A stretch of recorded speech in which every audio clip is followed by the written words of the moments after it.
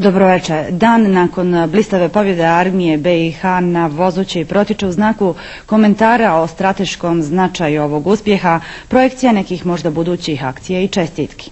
Među prvima borcima su čestitali predsjednik predsjedništva BiH Alija Izetbegović i komandant generalštaba naše armije, armijski general Rasim Delić.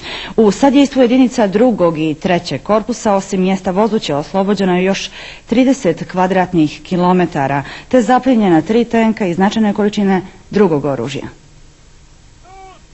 Ured dosad oslobođenog područja Vozuće, Lozne, Seone i drugih mjesta naši borci su u posljednja 24 sata oslobodili 30 novih kvadratnih kilometara prostora na kome su i sela Mala Lozna, Savići, Brdo, Potoci i Đukanovići.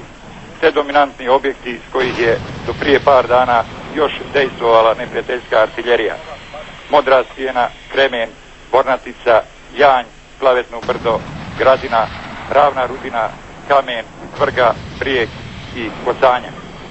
Naše snage su tokom akcije zaplijenile ogromne količine naoružanja, municije i ostalih materijalno-tehničkih sredstava. Osim ostalog, zaplijenjeno je oko 250 različitih tipova pušaka, puškomitraljeza i drugog pješadijskog naoružanja, 3 tenka, 2 samohodke od 90 i jednu kalibra 57 mm, zatim jednu pragu, Bofors, 4 haubice kalibra 122 mm, 30 minobacača svih kalibara, 6 topova tipa ZIS, nekoliko lansirnih mehanizama sa raketama za protivoklopnu i protivzračnu odbranu, oko 30 ručnih, prenosnih, statičnih ili na motorna vozila instaliranih radio uređaja i centrala. Također zaplijenjeno je 26 teretnih, terenskih i drugih motornih vozila, pretežno natovarenih municijom i drugim materijalno-tehničkim sredstvima, dok se broj sanduka sa pješadijskom i artiljerijskom municijom nije mogao ni evidentirati, obzirom da je dio tih sredstava kao i oruđa odmah upotrijebljen u razbijanju preostalih neprijateljskih formacija.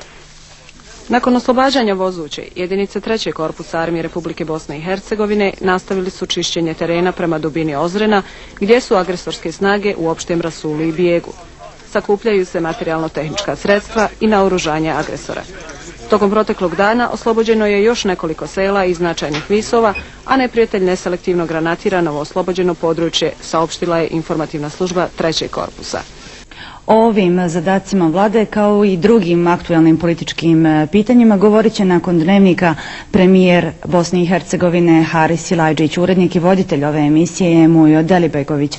A mi smo upravo primili prilog koji smo očekivali, na neki način najavili na početku dnevnika, da je borcima 2. i 3. korpusa danas lično čestitao predsjednik predsjedništva BiH Alija Izetbegović, koji je boravio na Vozući.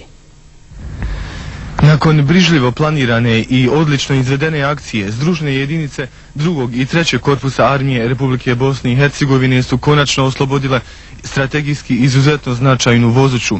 Ovim se stvaraju pretpostavke za dalje napredovanje jedinica armije Republike Bosne i Hercegovine ka Doboju. Oslobođeni rejon Vozuće danas je obišao predsjednik predsjedništva Republike Bosne i Hercegovine Alija Izetbegović. Predsjednik je najprije izvršio smotru dijela jedinica 3. korpusa koje su učestvovale u ovoj akciji. Biću veoma kratak. Vi ste na Vozući slomili kičmu četničkog neprijatelja. Vi ste pokazali put kojim ćemo nastaviti i dali urnek, model ili urnek borbe kako se ta kičma mora nastaviti dalje da lomi, da bi se oslobodila naša domovina Bosna i Hercegovina.